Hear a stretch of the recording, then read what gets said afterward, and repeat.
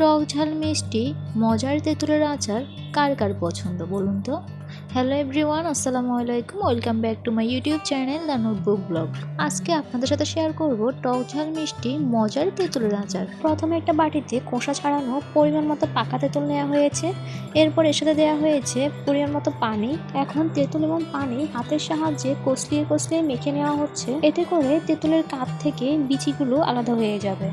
এরপর বিচিগুলোকে ফেলে দিতে হবে। স্ক্রিনে লক্ষ্য করলেই আপনারা খুব সহজে বুঝতে পারবেন কিভাবে তেঁতুল থেকে বিচি এবং কাঠ আলাদা করে নেওয়া হচ্ছে। পুরো ভিডিও না টেনে দেখবেন, তাহলে আপনারা খুব সহজে তৈরি করে ফেলতে পারবেন মজাদার টক ঝাল মিষ্টি তেঁতুলের আচার। এই পর্যায়ে তেঁতুল থেকে বিচিটাকে ফেলে দিয়ে তেঁতুলের কাঠটাকে ছাঁকনি দিয়ে ছেঁকে নেওয়া হচ্ছে। যারা আমার চ্যানেলে নতুন, আমার ভিডিওগুলো নতুন দেখছেন, এখন আমার চ্যানেলটি সাবস্ক্রাইব করে নেন, তারা অবশ্যই আমার চ্যানেলটি সাবস্ক্রাইব করবেন, পাশে থাকা বেল আইকনটি অন করে দেবেন, তাহলে পরবর্তী ভিডিওগুলো আপনারা খুব সহজে পেয়ে যাবেন।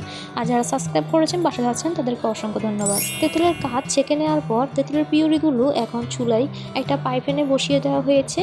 এখন তেঁতুলের পিউরির সাথে দেওয়া হয়েছে টেস্ট অনুযায়ী চিনি, পরিমাণ মতো লবণ, 1 চামচ রসুন কুচি, 1 চামচ শুকনো মরিচের গুঁড়ো। এরপর সবগুলো উপকরণ একসাথে মিক্স করে নেওয়া হচ্ছে। এরপর চুলার আঁচ মিডিয়াম হিটে রেখে তেঁতুলের আচারটা তৈরি করে নেওয়া হচ্ছে। পারফেক্ট মজাদার তেঁতুলের আচারের রেসিপিটি সম্পূর্ণ আমার আম্মুর হাতের তৈরি। এই রেসিপিটি আপনারা বাসায় একবার হলেও ট্রাই করবেন।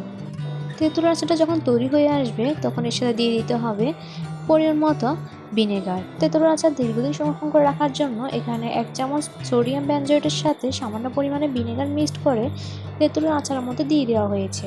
এরপর সবগুলো উপকরণ আবার একসাথে মিক্সড করে নেওয়া হচ্ছে।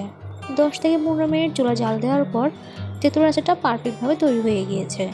এখন চুলার আঁচটা বন্ধ করে দিতে হবে।